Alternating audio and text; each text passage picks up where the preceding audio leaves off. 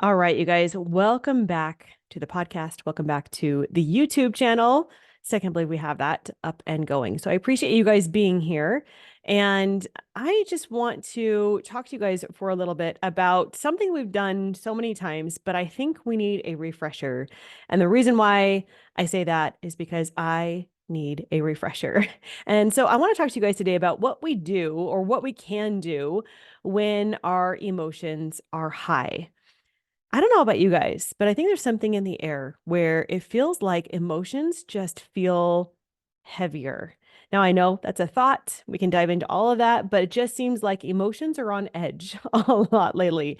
And I'm hearing this from so many clients. I'm hearing this from my own kids, and I can say I'm hearing this from myself. So I really want to give you guys some practical things you guys can do if you find yourself, some loved ones, anybody that is in this place of what can we do when emotions are high? And I would even put the caveat on there, and we don't know why. So before we dive into today's topic, I really want to encourage you guys, if you have not yet, you still have time to sign up for next week's workshop. I've been hearing from so many of you guys that you're so excited about it. We did one last year just for my one-on-one clients and my past clients.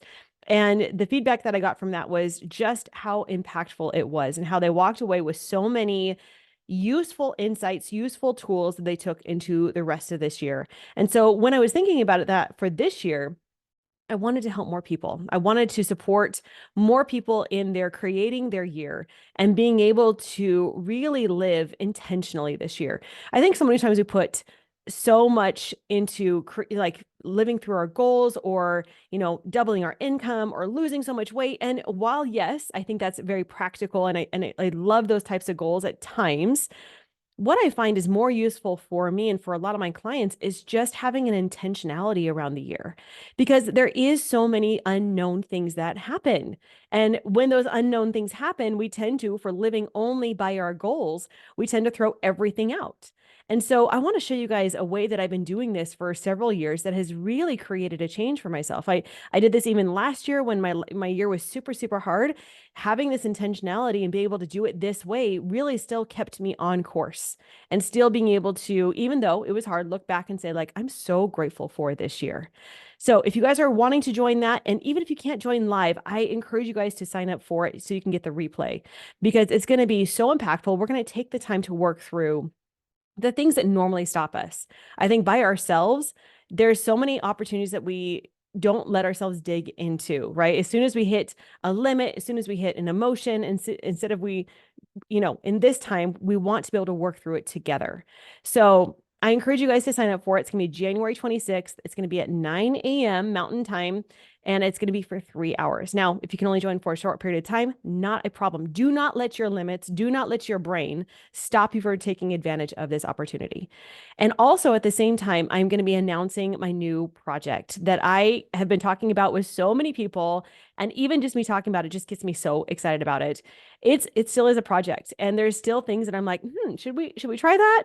And so it's ebbs and flows, but that's what I love about it. We're not looking for perfection, but I want to over deliver on value. So if you've been curious about what coaching could look like, if you have been curious about like, well, I'm stuck here, I'm stuck with the thoughts, I haven't really been able to dive into the emotion work, and yet you're still also struggling with the investment part of maybe going one-on-one with a coach, or really even the intimacy of going one-on-one with somebody, then this is an awesome, amazing bridge. Now, it's awesome, amazing just because I've decided it to be so, but I promise you, the more that I grow this and think about this project, you guys are going to believe the same thing. So we will be talking about exactly what that looks like, the ins and outs of it on the January 26th workshop. So again, you're going to want to sign up for it. You're going to want to know what it's all about because those that are there live are going to get a special advantage before we actually put this out to the world. So I am so excited to serve you guys in this way. And selfishly, this is going to be something that I wish was out there for me. And so this is for me. And then you guys just get to come along for the ride. So go check it out. I promise you, you're going to want to be a part of it. So talking about that, if you think about, so the project that I'm creating is called the Calm Connection Project.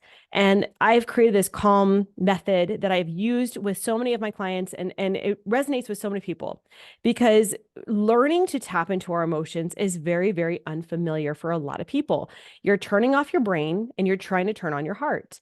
And yet doing that makes us a little bit, it's a lot of unknown, I guess you can say. It's a new language that we're trying to figure out. And so when I was doing this process for myself, I needed something. I needed a framework. I needed something to help create that bridge to helping me slowly turn down the thinking part of my brain and stepping more into my emotions. And so thus the calm connection method was created. And so I just briefly, really quickly, I want to go through this because it's relevant to our topic today. So the calm method, if you're not familiar with it, is this acronym, literally spells out calm, CALM. And I want you to think about it in this way. Okay, so C, the very first letter, means to call it out. It means to name the emotion, to really get used to being able to see it for what it is. Now, I know, speaking of our subject today, of being like, okay, when my emotions are high and I don't know the reason why, the other thing that I find so often with people is like, they don't know what they're feeling.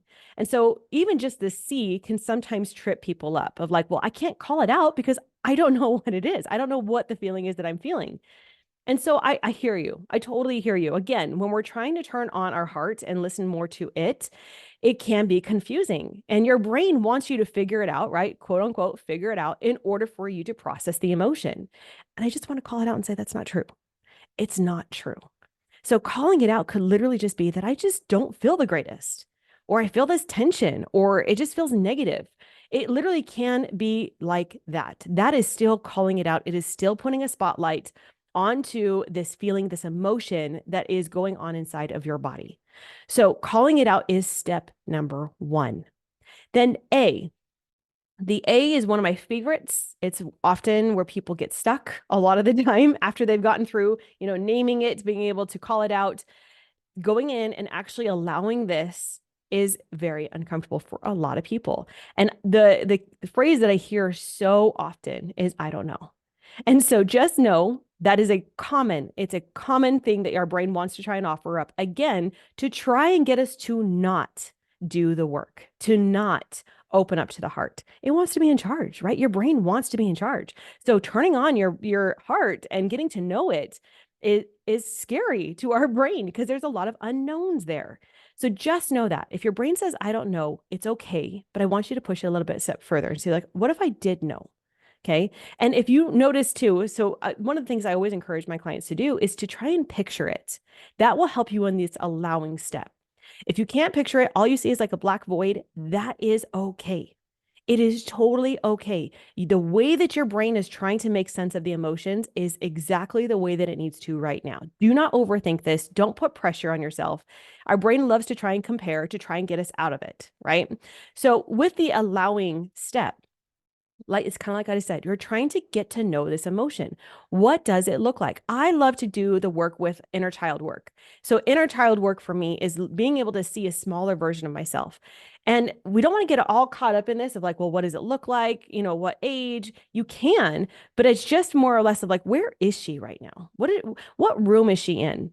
And I was at a retreat this last week and we were kind of doing this walkthrough, and maybe I'll do a walkthrough with you guys on this podcast right now. I don't know. We'll have to just kind of see where this goes. But one of the people said, well, I don't really see anything. I don't see her in a room. And I told her, yeah, whenever I do my emotion work, whenever I do my inner child work, I know a lot of my clients can see their bedrooms or they can see an old location from when they were growing up. But I don't think, if I think about it, I don't think I've ever I love the language that I'm using, but ever, always, never. But to this point, when I've done my inner child work, all I've been able to see up to this point is just a black cave. But I still like to ask myself the question of where is she? What is she doing in that room? And letting myself just get super curious, not having an agenda, not trying to solve it, not trying to get rid of it, just more of like, I'm just getting super curious. And I think of it, just like we're turning on our ability to build a relationship with this emotion. Now, if this is one of your first times doing it, I would be prepared for a lot of unknowns, a lot of like, I can't see it. I can't feel it. I can't see her. That is normal because your emotions have been turned off for so long. It's like I've talked about this in another podcast. It's hide and seek. Your emotions have been hiding for so long. And now all of a sudden we're like, okay, my command is that I need to allow you. I need to be able to describe you. And that just may not be safe for your emotions at this time. And that is okay. We want to build up the trust. and the safety for your emotions to come out. So if at first, when you're going into the step of allowing it and you're just seeing a black void, you're not seeing very much, it's okay. Don't beat yourself up. Don't try and overthink this. It's just more of like this surrendering that happens. And the analogy that I kind of gave to this person I was talking to last week in this retreat was I like to, because I still have this on occasion happen for myself, especially when I'm visiting a new emotion that I'm noticing. What I will notice is it's very hard for me to recognize anything, and that's okay. But I like to picture myself being almost in a big, huge castle.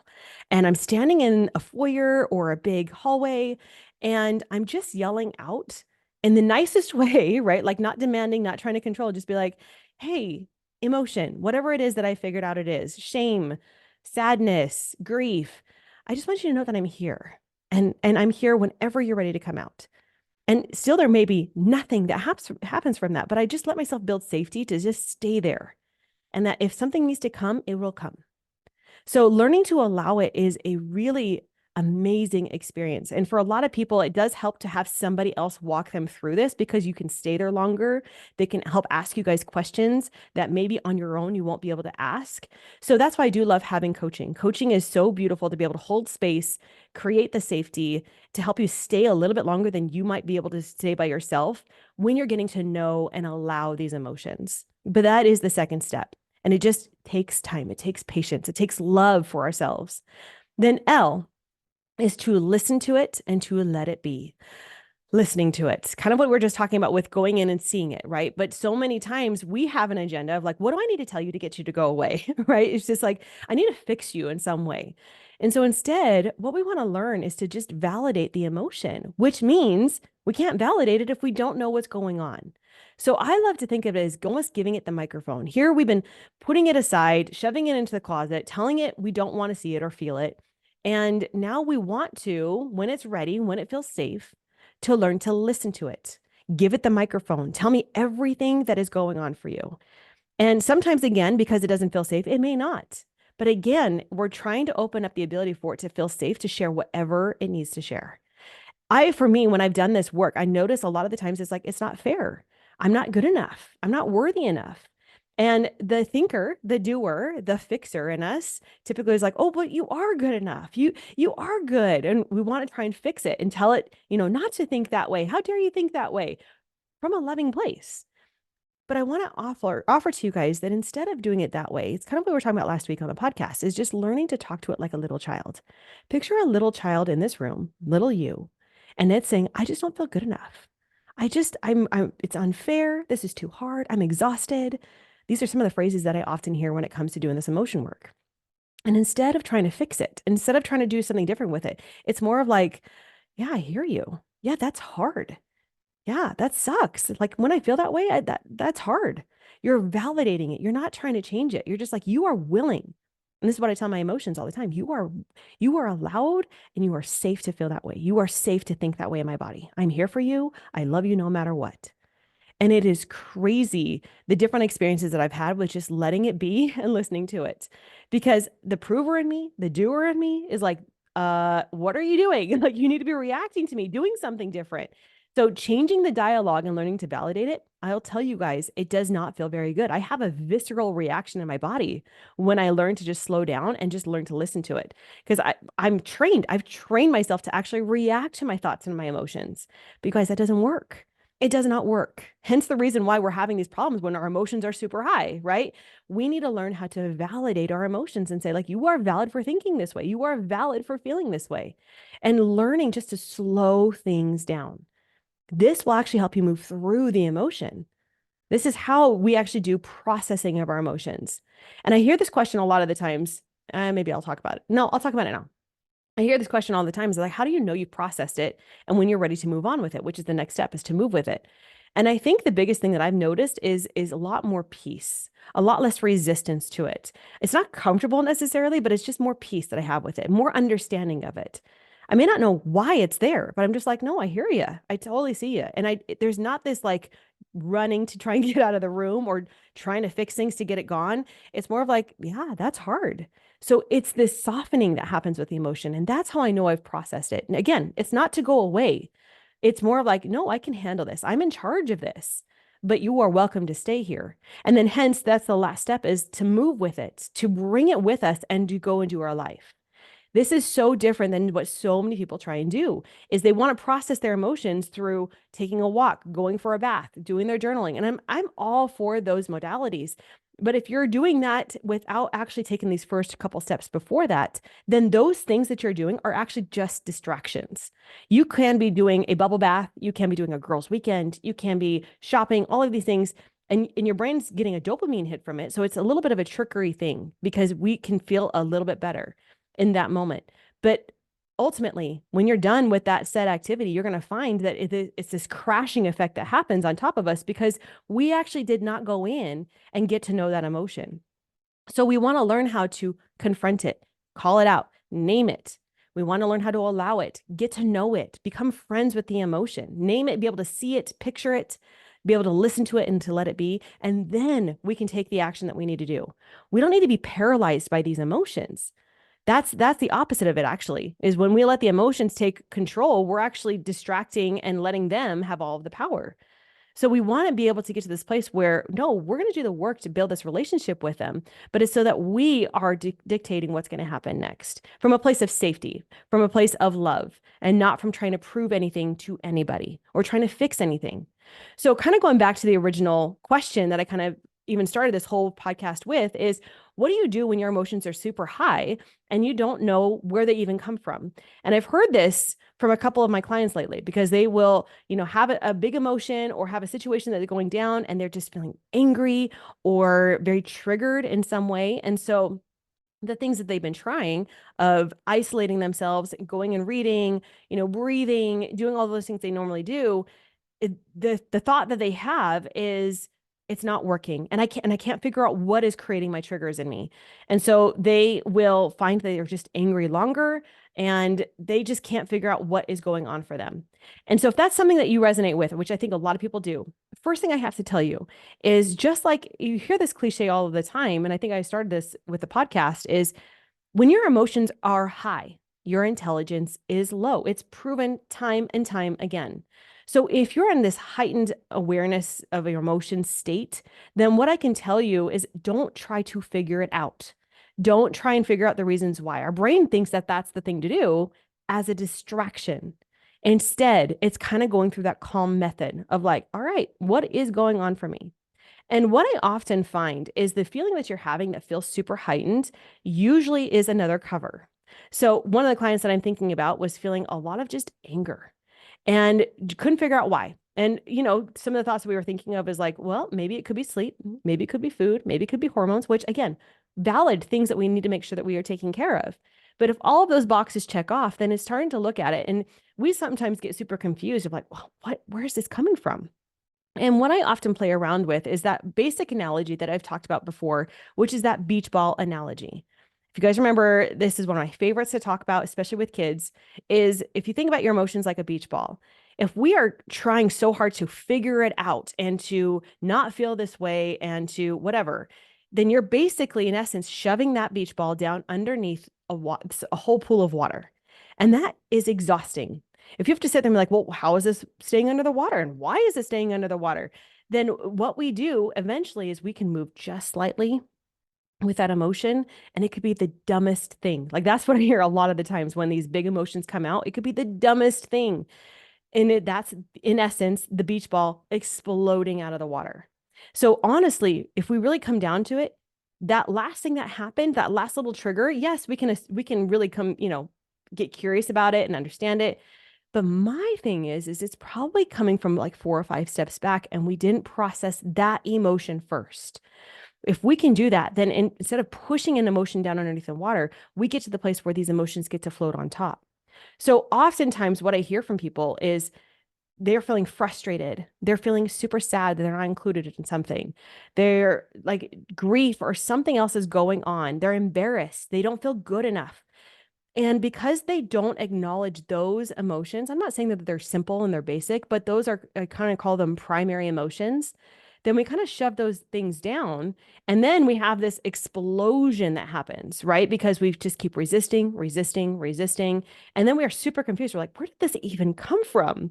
And so the things I would say is do the calm method. When you've had that explosion, don't try and understand it. It's not going to be useful. Intelligence is not there. And we don't need to try and solve it with our brain. Just allow and validate the emotion. If you're feeling anger, just love yourself. Like, yeah, I'm feeling anger. I don't know why, and that's okay. I love myself for feeling anger. Thank you, anger, for helping me to slow down and to be with myself right now. Try and listen to it. If you can't, if still emotions are too high, it's not a problem. Just learn how to be with that emotion.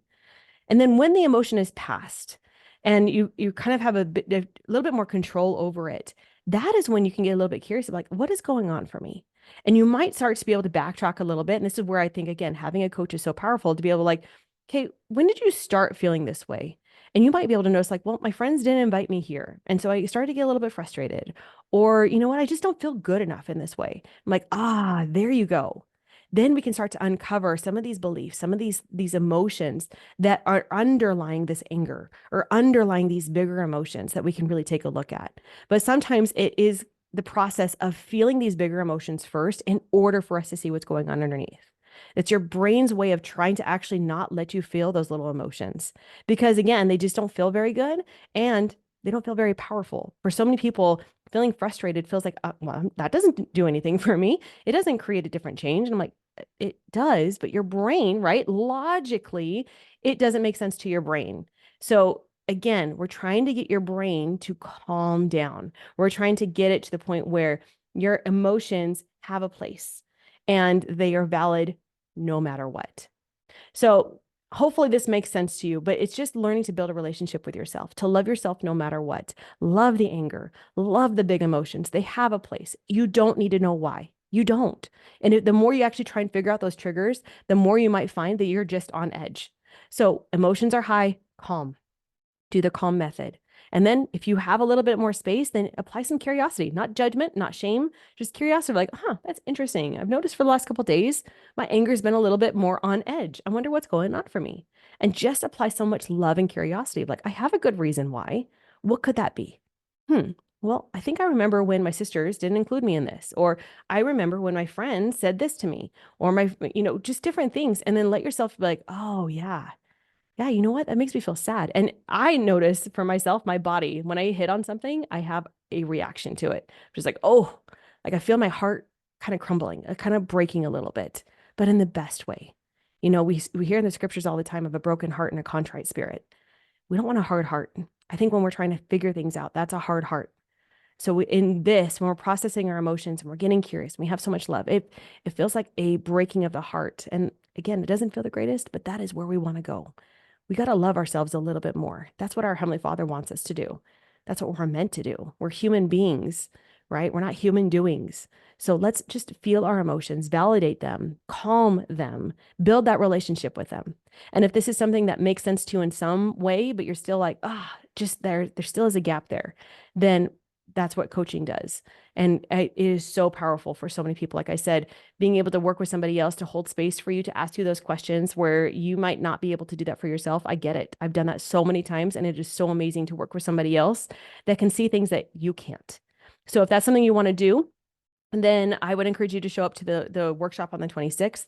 You will see the opportunities that you have to work with me one-on-one if that's something you want to do, or come and do the Calm Connection project, which I promise you is going to be life-changing.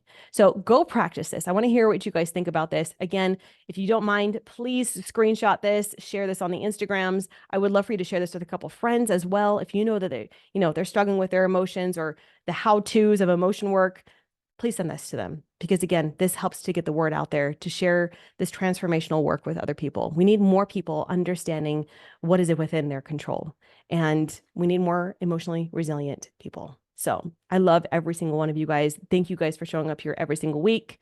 Go sign up for the workshop. I will talk to you guys next week.